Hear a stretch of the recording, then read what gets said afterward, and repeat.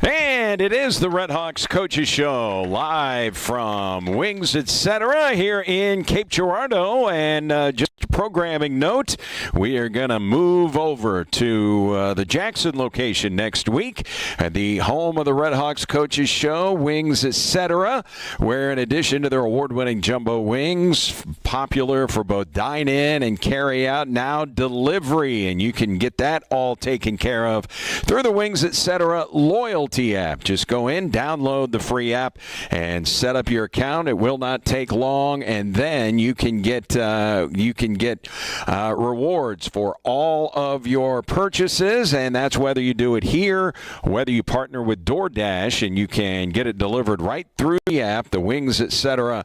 loyalty app. And if you would like to enjoy all of the local sports programming that they have, including Monday Night Football tonight, anytime you want to watch college hoops, the Red Hawk road games, I know they've got those up on the big screens when the Red Hawks are on the road. You can watch them here at Wings Etc. And again, it's the Wings Etc. loyalty app where you earn points for every order, and you can have your orders delivered right through the app. Just download the Wings Etc. loyalty app today. Coach Brad Korn is here, coming off a big victory on the road over the champions of the Southern Conference, the Chattanooga Mocs. Coach, how was your weekend? It's always a little bit better after a win. Really proud of the guys, the way that we played, just watching it back on the bus afterwards. Just a great second half. I thought we had great energy the whole game, and we talked about it afterwards. They were dicing us up a little bit, back cuts, and that's part of what they do. And I told you after the game, Eric, in my mind, it was take away their threes first, and then because of a team like that, you let them get going from three. We talked about the discrepancies, and even told the guys before the game between the made threes and their wins compared to their losses. So wanted to protect that three-point line, and I thought we did that early on, but then we gave up a bunch of twos. I think they shot 70% in the first half, and then 30% in the second half. So a tale of two halves, really. But I think our guys, again, I'm really proud of the way it wasn't the easiest of non-cons. I don't know where our schedule ranks. I know you had mentioned, Eric, that it was a top 10 schedule in the country at one point. So it's hard to, as a player and as a coach, to just keep on going and keep believing in the things that you're doing. And then each game, each possession, you're trying to survive that game, that possession. So I think maybe we lost a little bit of our core defense because of the styles of teams that we've played to this point. And I thought that showed up in the second half and a big reason why we were able to win. Braxton Stacker was a big reason that you won the basketball game. Those free throws he hit were big. He hit a massive three late in the second half. And when Braxton Stacker goes to the free throw line, he's one of those guys right now, the top free throw shooter in the league. You've got to have supreme confidence. Some guys, you don't know what you're going to get, and especially late in games, because there's a different feel for certain free throws. The pressure is there. It doesn't seem like he feels pressure from the free throw line. How did he get so good at shooting free throws?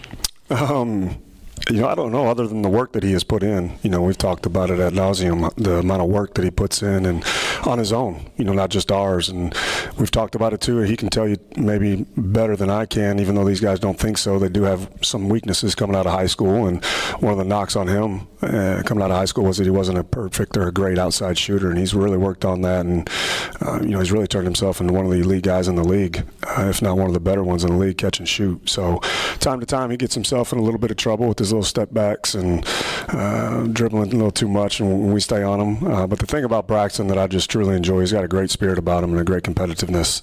You never have to worry if he's going to show up and compete in practice, or what kind of kid is he going to be. Is he going to do this? He's going to take care of his bit, all that type of stuff. So by no means is he perfect, but he's been a super consistent guy. And when you finally get to the end of careers with guys or eligibility nowadays, if you're sad to see him go, I think they've done their part and we've done our part, and that's the case with Braxton and a lot of these seniors. Is he's grown up with us, and it's we're glad to have him on our team, and for us in the future, we got to go find the next one, because he's been super consistent and a really good player. Like, we count on him now. Like, we're running plays for him to make things happen, but the consistency is nice to have. You don't have to run, and when I say run plays for him, it's like you always got to develop that guy who's going to take that shot for you. When the game breaks down or a play breaks down, or when guys are keying in on certain people. So to be able to have him, Luke can get a shot anytime. He'll just fire one up. You'll be like, Oh, good shot if it goes in. Braxton's a little bit more, just with his athleticism and understanding and the growth of his game, being in our system and our program for 3 years now, is be able to read and react and make things happen without just kind of breaking plays off and doing his own thing from time to time. So it's a great luxury to have. And then, again, we've done a pretty good job, Eric, knock on wood, since I've been here, I think, of being able to close games. And I was even yelled at him during that game. Actually, I think I forget who it was that got fouled because they still had some fouls to give, and he was at half court. And I wanted him to go get the ball because I knew they had to foul, and I wanted him at the line because he is such a great free throw shooter. And he kind of looked at me and was like, "Oh yeah, okay, I'll go get it." And it's like that's the part, that really wasn't something he had to do the last couple of years, and now that is something that we need him to do. So again, it's a learning process for all these guys. Even though we brought a bunch of guys back, they weren't necessarily maybe in those roles. That was Rob and Teddy getting that ball a lot of the time a year ago. So now understanding, and I think that non-con schedule has prepared us for these next St. Xavier and coming up for league play to be able to take that and step into those roles and gain confidence in that. Redhawks don't start league play until the 18th, so it's a week from Thursday. They'll be at Tennessee Tech. So what was interesting in the game, I mean, you hear the old phrase in sports, boy, it was a back-and-forth game. Well, you tell me if this qualifies as a back-and-forth game. 13 ties, 19 lead changes. 19 times the lead changed hands in that basketball game, and you took the lead for the final time with, I think, 1:39 to go. Or actually, they tied it back up after that. But the last two field goals that gave you leads with the game tied were both from Troy Cole Jr. And his second field goal was the one that gave you the lead, and they did not catch you after that. Yeah, both dunks. Both at the rim. And I give BJ a lot of credit. We ran a play. David Idata did a great job. We ran our routes. We talk about that a lot within our team and our system and our sets. And Luke and Dave both did a tremendous job. And then BJ, he didn't take himself out of the play. I think in those situations too, Eric. So we hit a little play we hit David. They took Luke away. A lot of times as a point guard or BJ or other people in the play, they just kind of, it wasn't for me, and then you just start standing and drifting. BJ was right. He got right back to the top of the key. David swung it right back to BJ, and he drove the seam, and Troy was right where he needed to be within that play as well. And then Braxton was in the corner, so you couldn't help off of Braxton.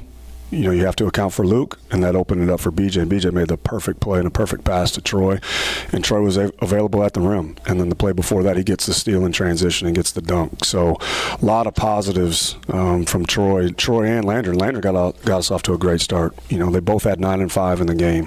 And if we can get 18 and 10 from that spot by those two guys, that's what we really, really need for this group. Again, BT's coming along slower than we'd like, slower than he would like. I think we'll get BJ going a little bit more from the outside as well from a percentage standpoint. But if we can get 18 and 10 out of that 4-man spot, I think that's going to give us a nice boost as we enter league play. And a lot of confidence for those guys too. Troy, I talk about Braxton and all these other guys putting in work in the gym. Troy's constantly in the gym. And so, again, he took a 3 off of one pass that was contested he didn't make. And then we did a perfect, we call it Vincennes EPA, early pitch ahead, play behind, and that's how Troy got a wide open feet set 3, his first one that he made. So it's just more affirmation that if you take the right kind of shots, your percentages are going to go up. And so I know Troy and BJ in particular aren't going to continue to shoot poorly from the outside as long as we keep taking the right shots. So Troy got himself going with a good shot, and then he was able to impact the game on the defensive end, and then he was also able to impact the game in all the points that he scored, the 3 that he hit and the 2 dunks. And of course, he had a dribble in transition after the steal, but it's not a lot of over-dribbling, and that's what we just keep trying to harp to our guys. We got to become more efficient offensively. Troy, Brendan, BJ in particular, even Luke, increase our percentages that way and our efficiency by taking the right kind of shots. So credit to Troy, because it's not been, everybody comes in with a goal, and everybody should. I tell our guys all the time, everybody on our team should come in with the attitude of wanting to be the player of the year. But that can never get in the way of us trying to win the conference. And so, again, you go through season, you think you're going to jump into this brand new role, and I'm going to average 20 and be the guy, and then doesn't quite go that way.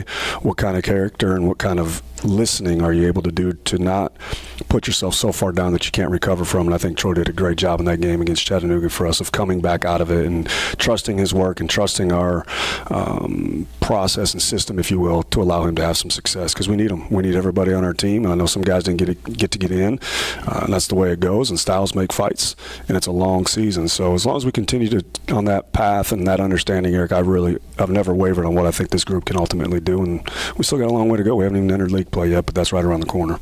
So Troy Cole, I would say those were the two biggest baskets in the game. They came late, and then Stacker hit the game-sealing free throws. What's interesting with Troy Cole, one of your returners, championship DNA, and you're looking at a guy who had 6 double-figure scoring games for you last year, and he was a starting player at the start of the season. The shots were not falling for him. When he hit that 3 at Chattanooga, he was 1 for 17 for the year from 3. He's better than that. He's not a great three-point shooter, but he's a good three-point shooter, and he does not hesitate to take a three-point shot. But he was not, you didn't see the production that you were expecting out of a starter, so you inserted Landron Blocker into the starting lineup. And Troy Cole clearly took that as a challenge and not as a situation where he felt sorry for himself, because he was still playing minutes and, varied by the opponent and how the game was going. But you trusted him to come in the basketball game, and he paid you back in terms of trust by getting 9 points. That's a season high for Cole and the 2 biggest baskets in the game. How about the mentality? Because you've been around a lot of guys. Okay, I've lost my starting role. How do I respond? You really don't know, right, as a coach, how a guy is going to respond. You may think you know, but Troy Cole has responded in a big way for you, I think.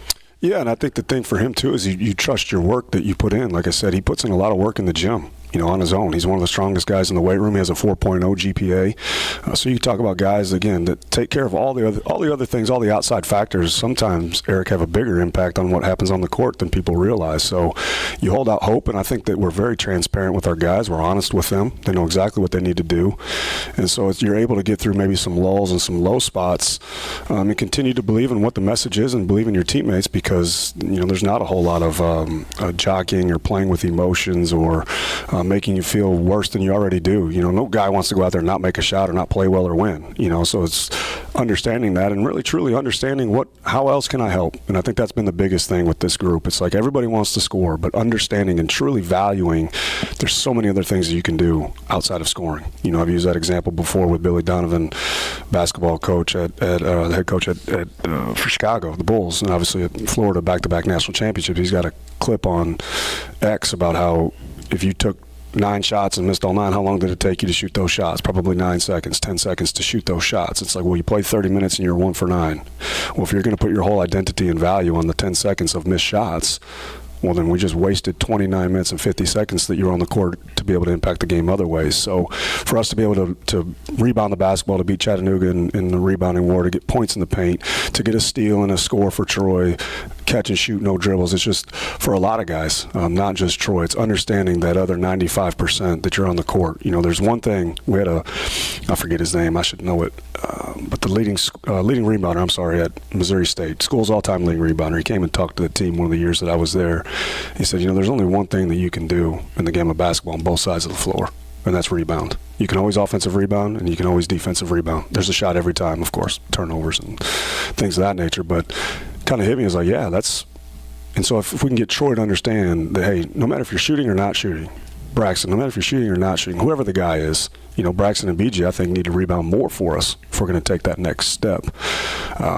There's just a lot that you can do in the game of basketball to impact winning. And so I think Troy, to me, did a lot of other things other than just score. And when you get lost in the game that way, when Troy's on his line with his athleticism and his speed, that gives us another element. And his strength, like I said, he is one of the strongest guys on the team. And so now being able to use that in a positive way outside of just scoring, I think he can add a lot of value to our team. And it's his birthday today, too, so happy birthday to Troy.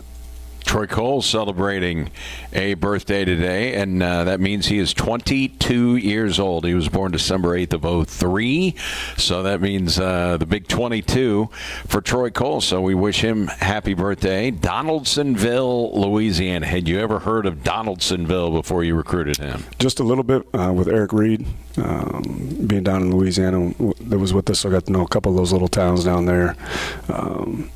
Troy at least wears socks. Reed wouldn't wear any socks. So Louisiana's a little bit different, but we like them. So in the first half of the game, had I told you before you went on the road to play Chattanooga that in the first half of the game they were going to shoot 71% and you were not going to score a single point from the free throw line, would you think you may be down double figures at halftime?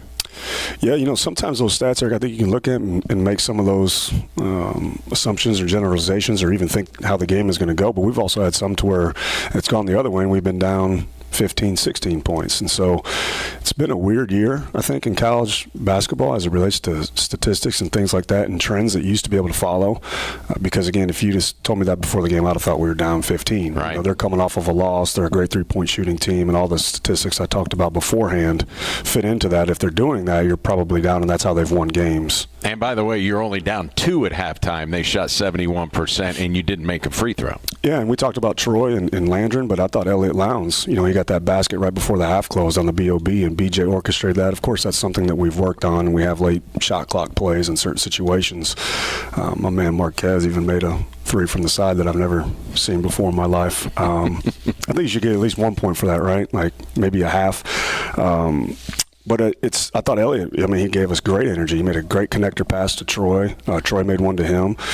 So I thought Troy, our bench in general, Eric did a great job. Elliott in that first half as well. So a lot of guys, and we made some adjustments defensively, and then the second half, I thought we did a great job defensively. I think they shot 30%. I think 20 from 3 in the second half. I think they only had 6 points in the paint in the second half. So we did a really, really nice job of making them miss, not hoping they missed, securing the rebound, and taking advantage of some of their miscues as well. I think it was 16 points maybe we scored off fast break or turnovers or second chance, one of those statistics. So again, I thought we did a really nice job, especially late in the game, of executing. When things weren't there, we got good quality shots for the most part and didn't turn the basketball over in crunch time, which was huge. So when the home team shoots 71% in the first half and you don't make a free throw in the first half, it was 0 for 2, you better be shooting the three well, and that was something that we talked about. The three just hadn't been going, not even against St. Mary of the Woods. It was 3 for 22. They just have not been falling. But in the first half Saturday, it was 6 for 13, and it was Luka Almodovar that really got it going. And, he had missed his last 11 three-point shots. He was 1 for his last 16, but he came out firing, hit 4 in the first half. You hit 6 as a team, and all of a sudden that one area of your team that I know you weren't panicking, but we talked about it before the game, you were a little concerned about, boom. That was a strength in the first half. Yeah, and I think it should be a strength, again, going back to talking about Troy and making shots and even BJ, and as long as we're taking the right kind of shots, our efficiency is going to go up. If we're out there just shooting to shoot and they're contested threes, those aren't going in, and then now you're not going to make as many threes. So I think if you take the right kind of shots, if they're feet set, lack of dribble, or even one dribble, those are good shots, or paint touch threes. And I don't think we did a good enough job early in the year of getting those. And I thought we did a good job of getting of good shots, quality shots against Chattanooga, and they're able to fall. And of course, sometimes too, Braxton and Luke are gonna have to just raise up and shoot sometimes too. As much as I'd love to just get everything be a wide open three, that's not necessarily going to be the case. And a little bit of Luke's game is that way. You think you're guarding him, and all of a sudden you're not. And so it looks great when it's going in, but again, it has to be a situation where we're not just shooting them just to shoot them either. You get to the foul line, you make a layup, and I think that's the thing with Luke. It's that old adage. I think Luke's one of the perfect examples of that old adage. See one go in first before you just start shooting them. I think Troy Cole needs to get himself to the foul line before he just starts shooting them. Luke's first basket was a reject off a ball screen, off the glass little runner, one-legged runner. It was a good shot. Well, now he sees the ball going, and now his confidence grows. And so now when he catches the ball and maybe takes one of those questionable in my opinion, threes, they go in, and we need them to make some of those. You know, we do have a goal of trying to make at least 8 a game, and so we feel if we can make 8, well, that puts us in the ballpark. And so again, 70%. Not getting to the foul line can be kind of dicey, but again, I thought we did a good job of keeping them. It sounds crazy to say a team shooting 70%, but I thought we did a good job of keeping them out of rhythm. To me, you have to keep that team out of rhythm from the three-point line. If they were shooting 70% from 3, we wouldn't have won that game, and it wouldn't have been a 2-point game at half. So yes, we gave up some 2s. They were making some good passes. They were back cutting us. We did give up a couple 3s from seeking in on help a little bit too much, but I thought we did a good job of keeping them out of rhythm and keeping them out of a free-flowing. They had to work for all of those 2s that they got on us, and then we made enough 3s to hang in there. And then we really did a nice job in the second half of taking care of the paint. And now they're out of rhythm, and so you're now maybe not missing, or they're missing more 3s than they would have if they had gotten to a rhythm from the outside early on. So I thought we had a great game plan going into it. Our kids were excited to play. I thought they played a great game from start to finish. Energy was great. And it just seems that we've been in all these games have been 5 out, 5-man shooting 3s, a lot of 3 teams. So again, that wears on you, and it makes every possession defensively just a high level type of engagement, and that's hard to sustain. And I give our guys a ton of credit because I thought they played a great game, and that was a really good win for us. And you didn't have to deal with, I don't know, some things you dealt with at Missouri. I think they were up 12-0, so all of a sudden it's you got to come back in the game. I thought the same thing against Cal Poly. You know, they had the lead for most of the entire first half, and you're climbing uphill the entire way.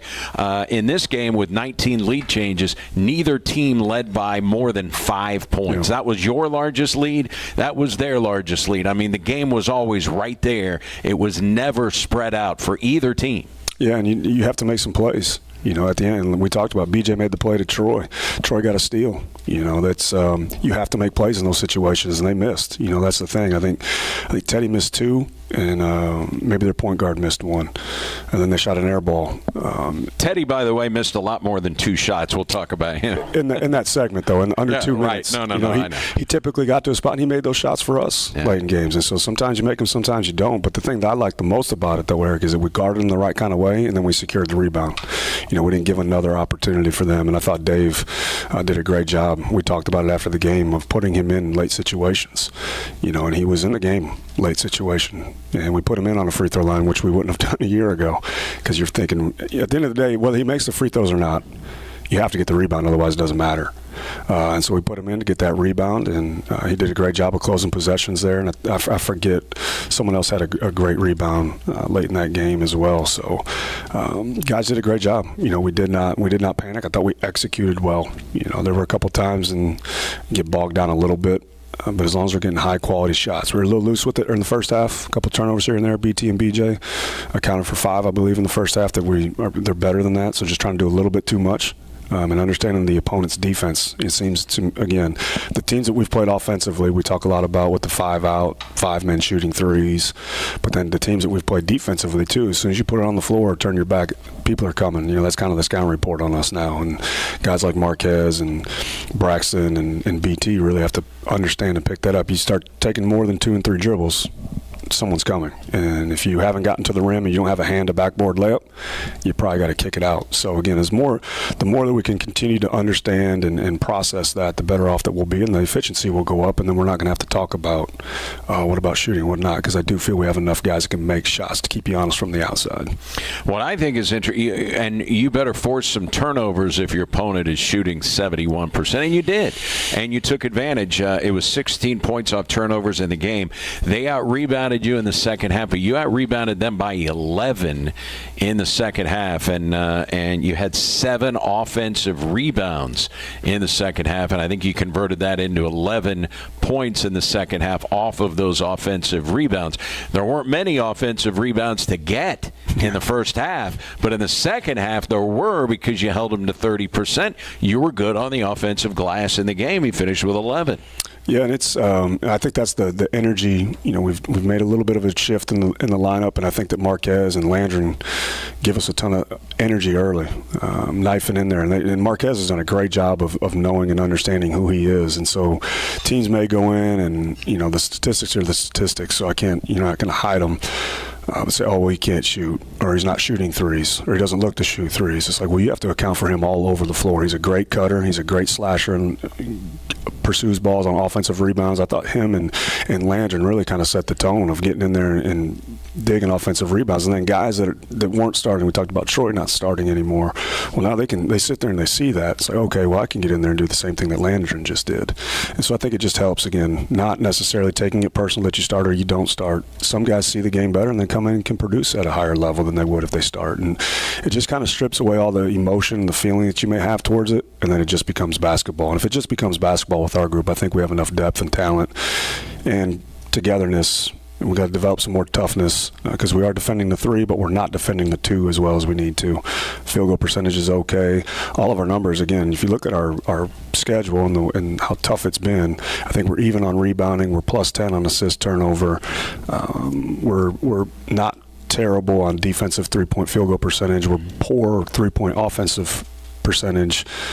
But then 2s, though, if you take just the 2s, we're giving up way too much. I think we're at about 52 or 53% on defensive percentage against 2s. So if we clean that up, again, to be able to still have positive statistics through that gauntlet of a schedule, again, it just breeds more confidence that I think that we're on the right path with the right group of guys. We just have to continue to keep getting better in some little areas, and defending 2s is going to be one of those areas. But again, I don't know, maybe outside of UT Martin, who's going to play kind of the styles of the people that we've played to this point.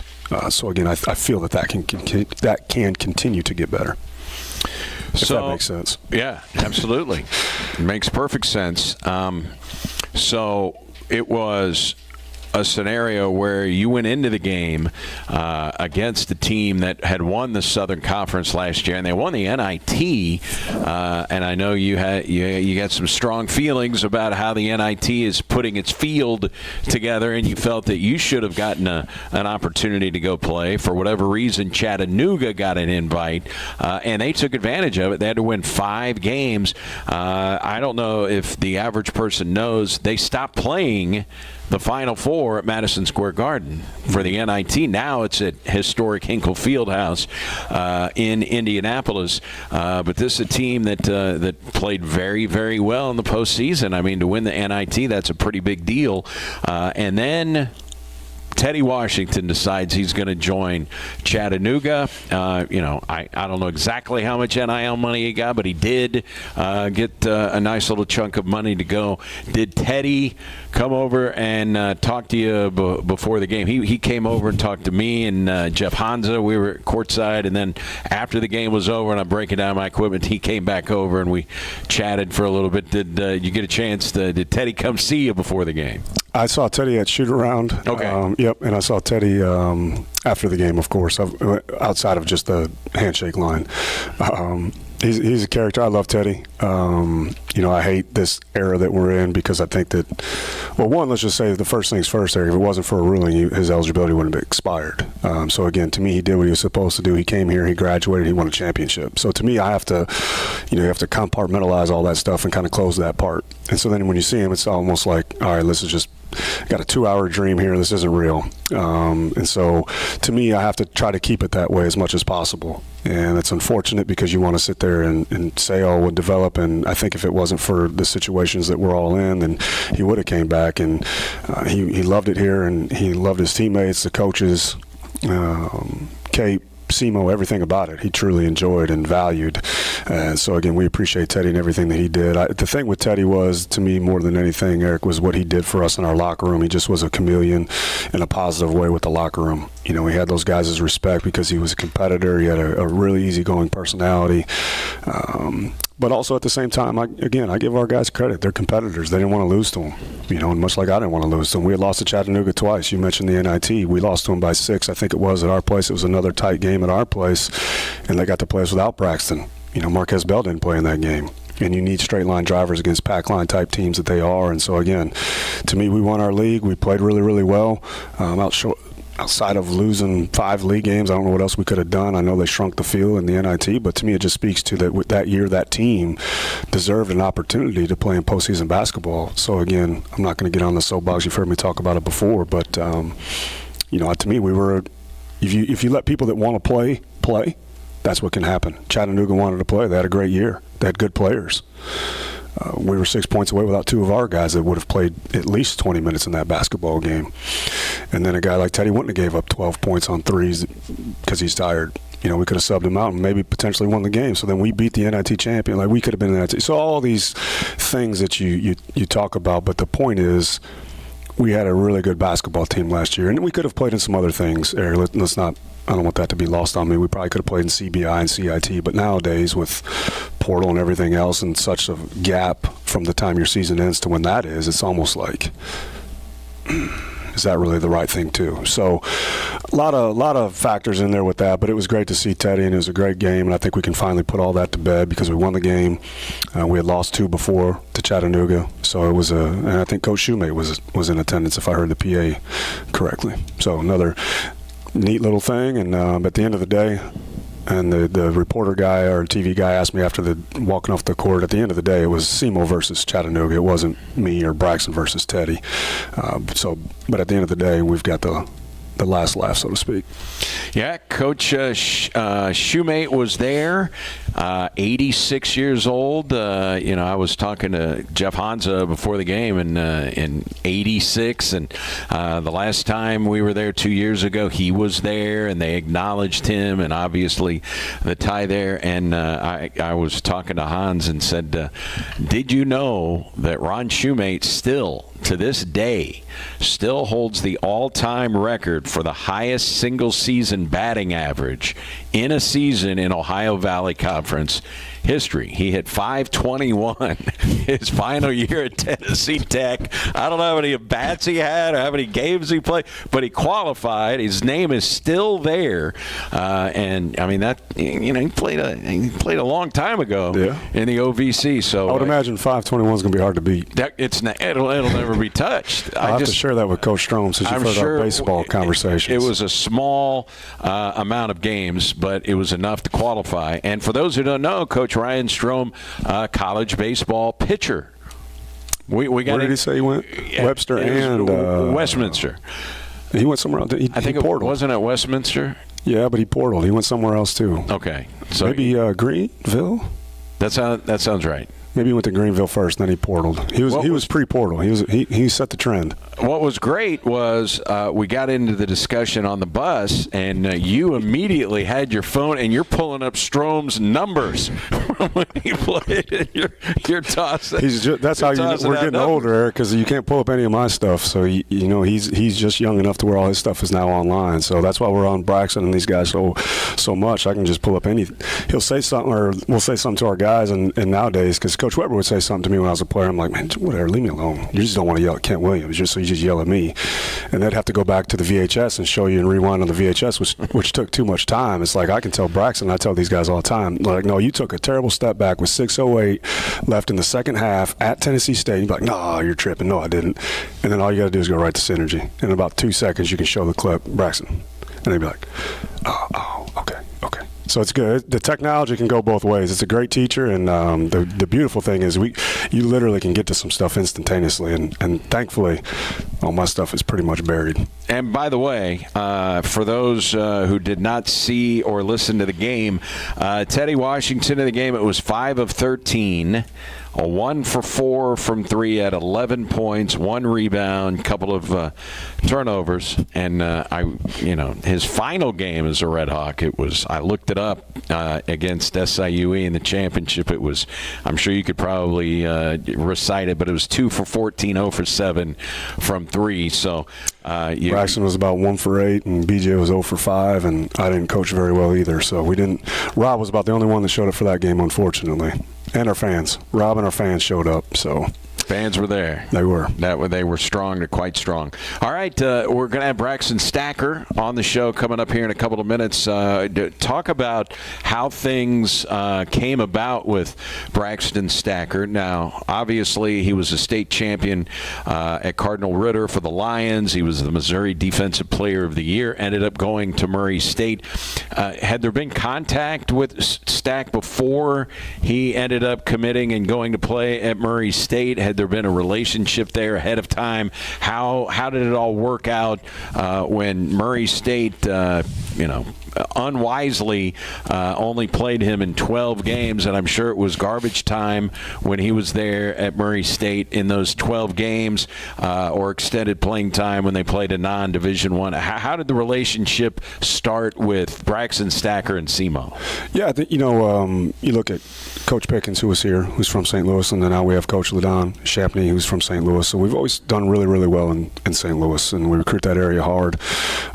Even from my time at SIU, even to K-State with Coach Lowry and Coach Weber, we've always done really, really well in St. Louis. So we pretty much know who every kid is at the time, and seniors, juniors, sophomores. A lot of those kids come on our campus through elite camps and all that type of stuff. So I went up there in September and watched him. I don't exactly remember where we were as a scholarship situation, because that was pre all this lot of shifting going on. That was back when high school recruiting was still kind of a thing, and you did it early.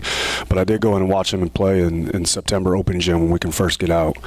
And at the time, he was pretty far down the line in the recruiting process, with schools supposedly, quote-unquote, better than us, as in SIU, I believe, was one, and even Murray was getting ready to take official visits or had already taken one or two of those. And I just was watching open gym, and I believe, and he can probably tell you better, there's also a big guy that might have went to Murray that was on his high school team. There was a big guy, the lefty.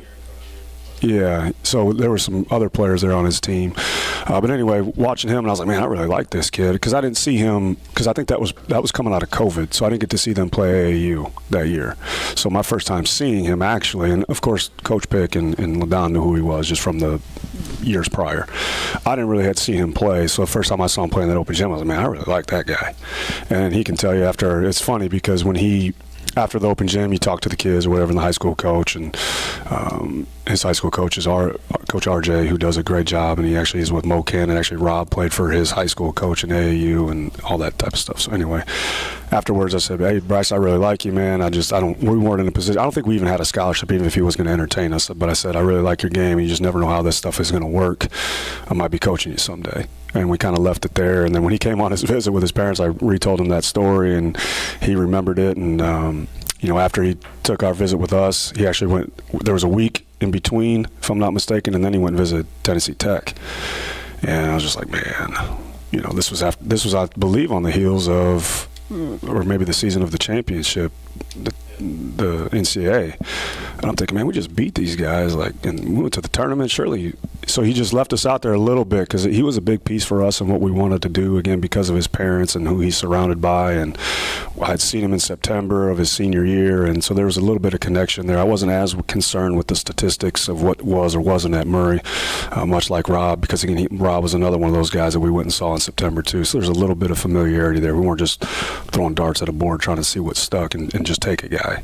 We knew exactly what he was and who his family was. So when he came back around, and we actually drove down there and to see him and sat down with him, and just to see him now and the progression he's had, and the way, him and BJ just growing up playing basketball together, and then to have that moment in the Edwardsville locker room after winning a championship, and then have the kind of the quote-unquote deflating game against Edwardsville in the championship, to go to the NCAA tournament. I think it's if we can put a nice little bookend on this career with him and ride him off into the sunset with an NCAA appearance, I think that would be pretty remarkable to be able to look back at that type of a time frame and everything that went into that. To me, that's what this place is all about, and what coaching is about and development is about. So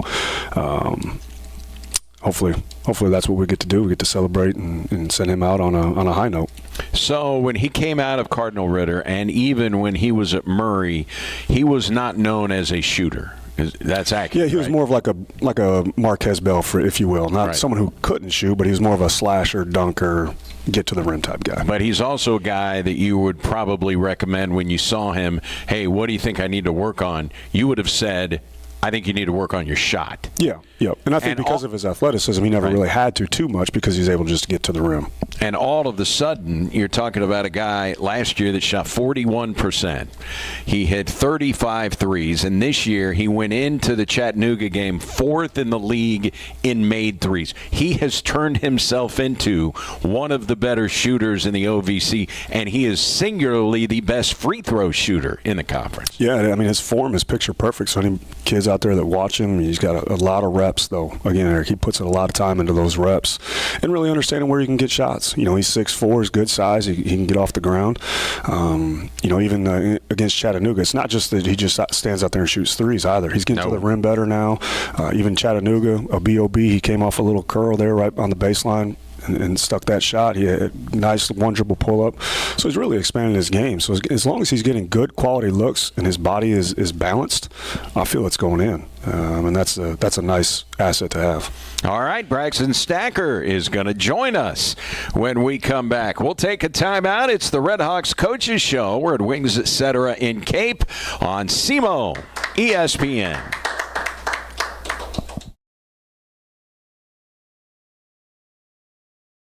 As a business owner, have you ever wondered how to show up on someone's stream of their favorite shows? Want to throw a net over the competition and catch relevant potential customers? Let us help.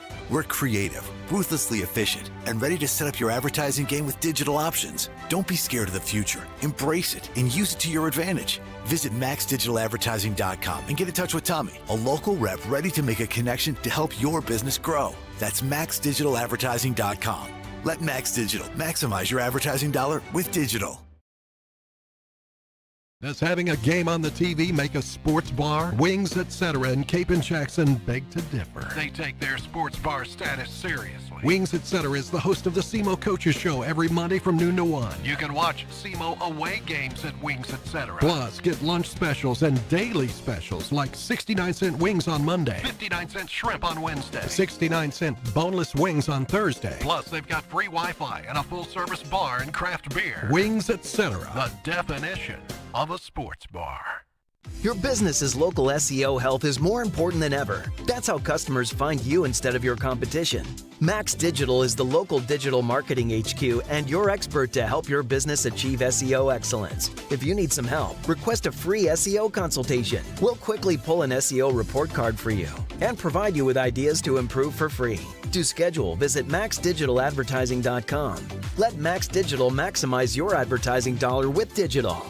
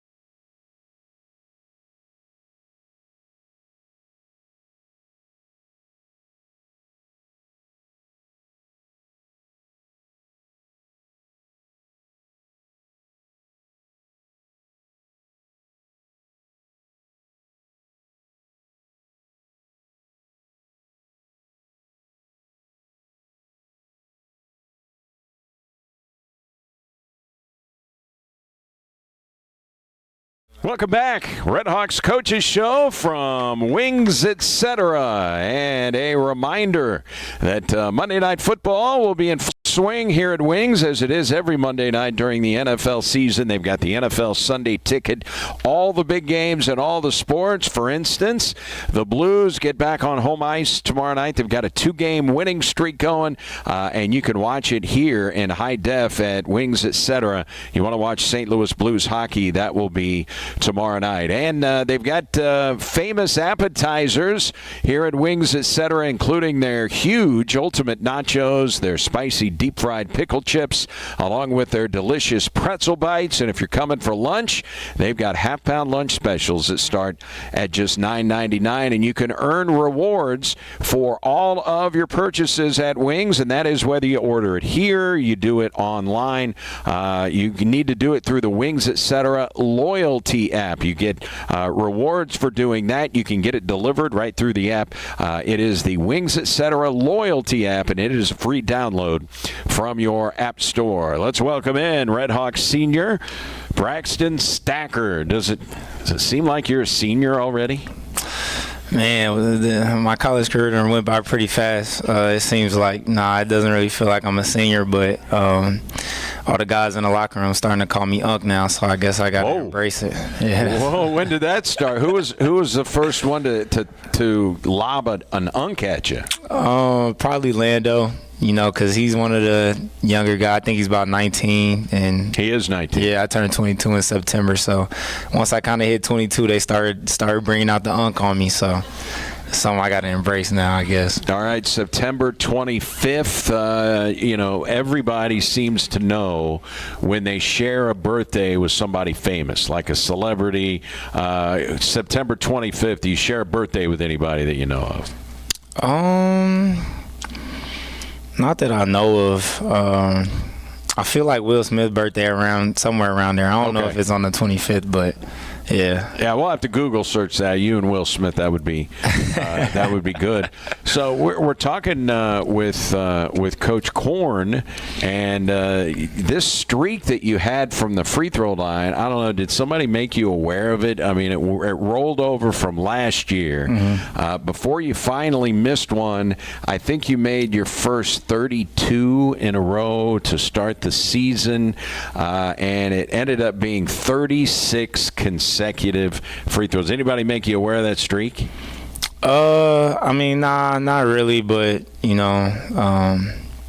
didn't really, it wasn't really something that, I was trying to get to the, obviously, we want to get to the line a lot, but it wasn't really something that was apparent to me. I kind of just went up there and shot him, and then, it wasn't that big of a deal. I think you may have made like 22 or 23 in a row this year, and it dated back to last year before you finally missed one. I think it was the Northern Arizona game. But you've started a new streak, 93%. How much work goes into that? Because you couldn't tell at Murray you shot 5 free throws when you were a racer. You made 2 out of 5. Yeah. Nobody was thinking, okay, this guy's a 40%. Yeah. This guy's in David Idana territory. Your first year as a Red Hawk, it was 81. Then last year, 81 again. And then all of a sudden this year, 93%. How much work goes into being a free throw shooter in the rare air in the upper echelon of a Division I conference? Definitely a lot of work, something that I incorporate, or even as a team, but in every break when we go to get water, you're supposed to be shooting free throws and then, go get a drink of water. And even when I work out individually, even when I'm tired, after every segment we do, shoot free throws while I'm tired, whether it's 3 in a row, 5 in a row, 10 in a row. Just continue to try to shoot them, while in between segments, while you may be tired, or while your rhythm might not be all the way there, and just to capitalize on those moments, when you get to the free throw line, catch your breath, and just be able to knock them down. So it's definitely a lot of work that goes into it, and I'm just happy to see it show up on the court. So a lot of coaches want to simulate fatigue, which is when the biggest free throws are going to be shot late in games, and they decide basketball games, and guys have to shoot them when they're fatigued. So what's the key to being able to still have your legs in a game where you physically are feeling tired and still be able to step up and hit free throws like you did on Saturday? First off, you got to be able to do it before you get to those moments, and whether it's in workouts or in practice, how we do do it just to kind of train your mind to still, hold your follow through, put your legs into it, get some arc on the ball. And but what I do once I get into that position, I take a deep breath and, kind of count in the back of my head. Don't want to take too long because you only got 10 seconds. So just take a deep breath, roll the ball around, get a nice feel for the ball, make sure I got my hands on the seams. And, from the rest, it's all just muscle memory from there. So most everybody's got a routine, and coaches want you to have a routine, as you said, muscle memory. Some guys have these weird routines and how many bounces and everything. So you don't believe I don't need 4 bounces and I need to spin the ball before I do it. You've seen some of these guys. Yeah. So you have compacted your routine. When did you have the same routine when you were in high school, or did you develop it? Not really the same routine in high school, but as I've gotten older, I've kind of condensed it more. I only take one dribble at the line. Everything else is kind of just shaking my arm out, taking a deep breath, get to the line, take one dribble. Then from then I'm just lining the ball up and shooting it from there. So yeah, I've kind of in my college career just condensed it more, just to focus more on the result and the final shot. But yeah, I don't feel that personally. It works for some people, but personally me, I don't like all the extra dribbles and spinning the ball. It kind of just makes me lose focus a little bit. But I've definitely condensed my routine as my career has gone on. So how do you block out, because fans are waving their arms and they're yelling things how do you block that out? Because if you're 93%, you're doing a lot of blocking out.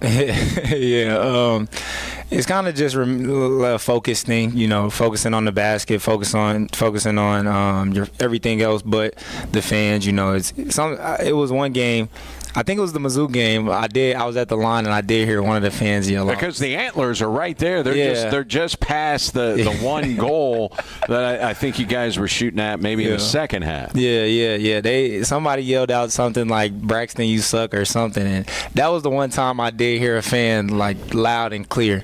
And I kind of looked up and was like, hold on, let me refocus. That one did throw me off guard a little bit, but I did still end up making both free throws. But kind of just tuning everything out and just focusing on what you're at the line to do is make the free throw. Can a player feel pressure at the free throw line or in a shot late in a close game? Do you physically feel pressure?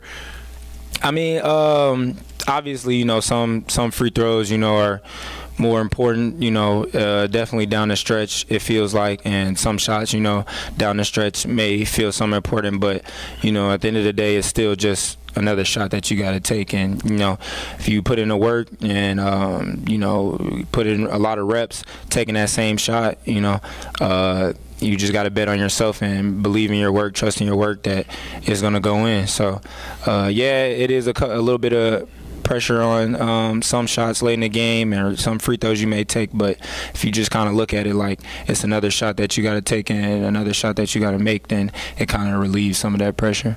So there was pressure. It was you had a 2-point lead with 13 seconds left. They foul you. You're at the free throw line, and with 13 seconds left, you make 2. That's 2 possessions. You basically have a chance to ice the game. Yeah. Do you think about something like that? Hey, okay, both of these free throws are big, but this second free throw is the biggest. Yeah. I knew when they inbounded the ball, they had a foul to give, and then I kind of like what Coach was talking about. I think we got it across half, and they might have fouled, and then I can't say exactly what he said, but he was like, basically told me go get the basketball, so I can be at the line to make those 2 free throws. So I'm already in, at that point, it's already in the back of my head, like what these free throws mean to the game, to this specific game. So by that point, I'm kind of already mentally relieving the pressure, knowing that it's just another shot that I got to take, something that I work on countless hours of the day. So by that time, I just get to the line and take my deep breath, do my regular routine, and kind of like I said earlier, it's just muscle memory from there. So I feel like looking at that approach kind of helps me relieve some of the pressure and just stick to what I know. Braxton Stacker is our guest, and speaking of muscle memory, that's what it must have been like to play against Teddy, because you played against him a million times in practice. Yeah. How much talking was Teddy doing during the game? I mean, it wasn't really that much talking going on. A little bit, here and there, but it's all love for Teddy.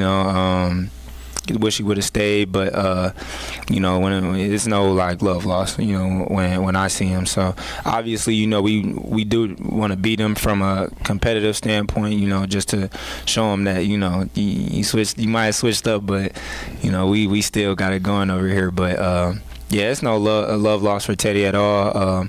Definitely fun to compete against him, kind of like you said, back in practice, kind of like the old days. But yeah, it was a little talking going on, but it was definitely fun out there to be able to compete against him. So Coach Korn had said several times that you were as athletic a player as he had coached, and then they recruited Landron Blocker, and he revised his statement, and he said, I think maybe Landron Blocker is now the most athletic guy. Have you always been the most athletic guy on teams that you played on? I've definitely been up there pretty much with every team that I played on. If not the most athletic, maybe the second. So, but I can't blame Coach Korn for switching up on me on that one, because Lando, he definitely has a little extra boost in those legs for sure. So, yeah, he's probably one of the most athletic players I've seen also. I was going to say, have you ever played with anybody that could jump like that? Off the top of my head, no, I can't really think of anyone that I play with that can literally jump to the point where they're looking, down on the rim. So, yeah, he probably was one of the most athletic players, if not the most athletic player that I played with. Did Luke Almodovar surprise you? When you look at him, you may not think that he can hit his head on the rim. Yeah. And man, he's got a ton of confidence. He's a fun player to watch. But the first time you worked out with Luke Almodovar, what did you think? Yeah, I mean, it was definitely surprising. For him to be able to get off the ground like that, the way he moves, and that first burst he has going to the basket. Now I think we were playing Mizzou in the locker room. Coach Korn was like talking about like the scout or whatever, and he's talking about how they have guys that just shoot, and he was like, but they're not like Luke, because Luke can get to the basket and he'll dunk on you, because he had a dunk earlier that game. So just the definitely was surprising at first when I seen his athleticism, but definitely fun to play with. So, in the second half, there is a ball that gets tipped and stolen. You and Luke are on a 2-on-1 break. Yeah. And it's toward the end of the floor where SEMO's bench is. So it's you and Luke on the break. Luke's got the ball. Did you at any time actually believe that he was going to pass you the basketball on that break? Because he went up and thunderously pounded one home with two hands. Yeah. No, I mean, it's all when we were on the break together. He literally came up to me shortly after that play you were talking about. He was like, "Man, I wanted to pass it to you. I wanted to throw you the lob, but I didn't want to turn it over." I'm like, "Hey, if you do that, it's all good." You know what I'm saying? Because I definitely rather you dunk the ball than try to make a different play or try to make a lob play, and it end up being a turnover or a miss or something. So I definitely love to see him in a transition when he's able to show that athleticism like that. So yeah, definitely I got a front row seat at that point, so it was definitely fun.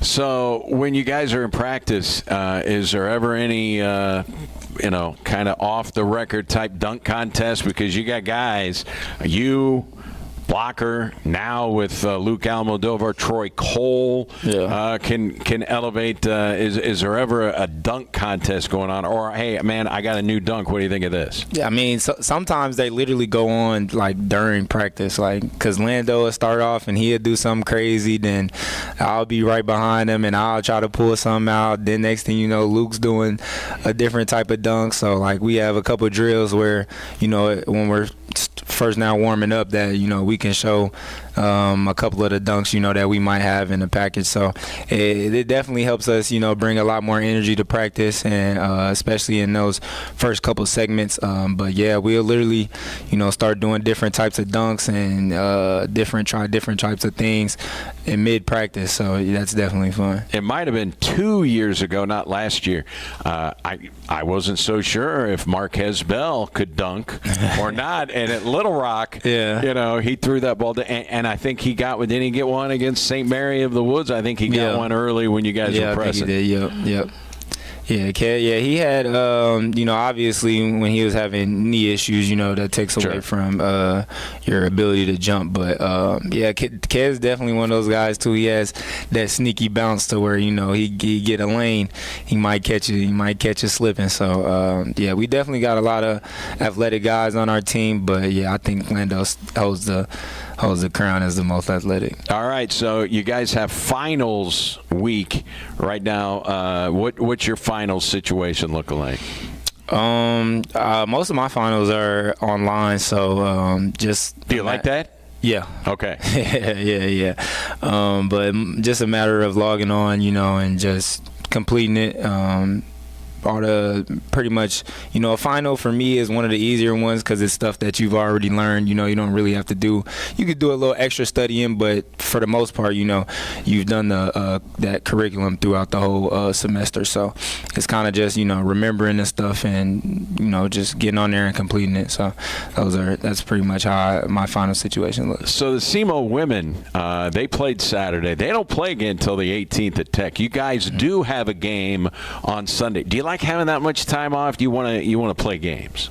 Definitely want to play games. You know, at this point, you know, that was my favorite thing to look forward to, just playing the game. You know, practice, you know, we still are competitive in practice, go hard, but we're at the point now we're kind of sick of playing against each other, so we want to take it out on different teams. So, but yeah, definitely would rather, you know, I almost want to play every single day, but obviously, you know, he can't do that. So, but it's good to have some breaks between games like this to where, you know, kind of take care of your body a little bit more and put in a little bit extra reps, getting more shots up and kind of coming as a group and regrouping and moving forward from there. So, yeah, but, yeah, I would definitely much rather play almost every single day, but it's good to have these breaks. So you no longer, we mentioned, have the free throw streak.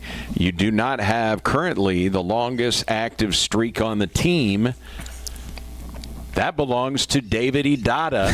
He has made 8 consecutive free throws. How about how hard this guy works and how happy his teammates are for him when he's going to the line and hitting 8 free throws in a row? Literally. Yeah, I mean, Dave, he's came a long way with the free throws for sure. I remember we was playing – it was either Northern Arizona or Cal Poly, but we came out of like a timeout or something, and I think Marquez had went to the line to like shoot the free throws, or but the foul was really on, or the foul was really for Dave to go to the line, and the ref was like, nah, switch it back, and they went back to the monitor and did like a whole bunch of extra stuff to see who was supposed to be shooting the free throws, and it ended up being Dave. And then Dave goes up there and knocks them both down. I'm like, well, we didn't have to do all that. We knew Dave was just gonna go up there and sink both of them. So, but yeah, it's definitely good to see, you know, the growth he's made, just in general, honestly, with his layups, you know, with his ball screen defense, with offensive rebounding.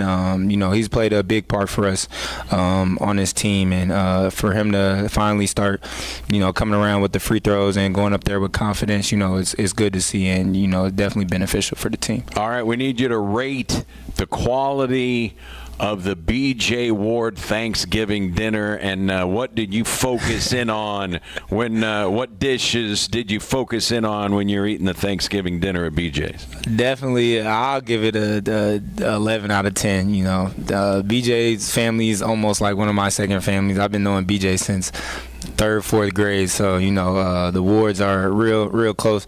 I'm real close with the Wards, and you know I'm a dessert guy, so I was liking the yams, the sweet potato pie. That's like right up my alley. So that's what mainly I was focused on. Now apparently his dad, you know, he got the mac and cheese rolling for this particular. Did you sample the mac and cheese? Yes, I definitely ate the mac and cheese, the baked mac and cheese. I had to, you know, let him know that he did his thing with that one. So yeah, that was definitely one of the top dishes. And you know, me personally, when I put literally the mac and cheese and the yams right next to each other, and I don't mind, you know, if they touch a little bit or mix a little bit, because I feel like that's a legit combo. All right, so it'll be conference play before you know it. One game, you've got St. Xavier. I had to Google them. They're in Chicago. You've got them on Sunday, and then it's conference play. You go to Tennessee Tech and Tennessee State. So an opportunity, right? I mean, what's the mentality? Okay, guys, doesn't matter what we did, whether it was good, whether it was bad. We're 0-0, and we're the defending champs. We got a bullseye on our back. Do you look at it that way? Yes, most definitely. You know we kind of the team to beat going into this year. You know, we have a target on our back, like you said, we're defending champions, but, you know, we have a lot of confidence in ourselves. You know, I feel like, especially the guys who return, that we still got a chip on our shoulder, and we don't feel like last year, you know, we completely finished the job. You know, we wanted to punch a ticket to the NCAA tournament, and I feel like that's our focus now this year, and we feel like we have a little bit of unfinished business, and you know, we know we're the team to beat, but we still have a lot of confidence in ourselves and a chip on our shoulder, and we're ready to compete. I've got a lot of confidence when you take that step back shot. It sounds like Coach Korn is not a fan of the step back. What you were hearing what I was hearing, right? Yeah, I mean, it puts them in a tough situation. You know, it's a good shot when it goes in, but if it's not falling, you know, Stack can chill on the step backs. But you know, so when it's going in, you know, I definitely feels good. Something that I work on a little bit here and there, but you know, he definitely gives me a lot of freedom, you know, to be able to take some shots that are a little questionable, but. Yeah, the step back I like the step back too. What was it like playing at 7,000 feet elevation, which is what Flagstaff is, back-to-back nights? Could you really feel it more in the second night? Yeah, for sure. The first night, you know, you could feel it, but it wasn't really, you know, that big of a difference. You know what I'm saying? But the second day, it definitely it hit different the second day for sure. Like I was pretty much gassed, but you know, it's not no excuses really. You know, I feel like we still had a chance to win the game, opportunity to win the game, but you know, that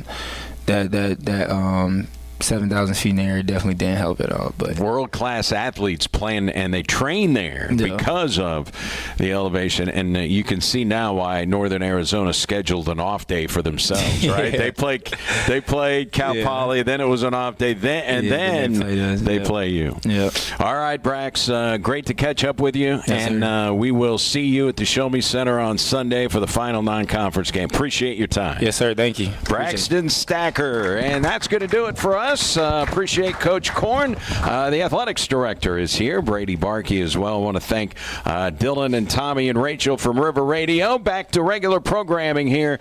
The Rich Eisen Show coming up next on ESPN Radio. 2 o'clock tip-off for the Redhawks and St. Xavier. That will be on Sunday afternoon. We'll talk to you then. So long, everybody, from the home of the Redhawks Coaches Show, Wings, etc.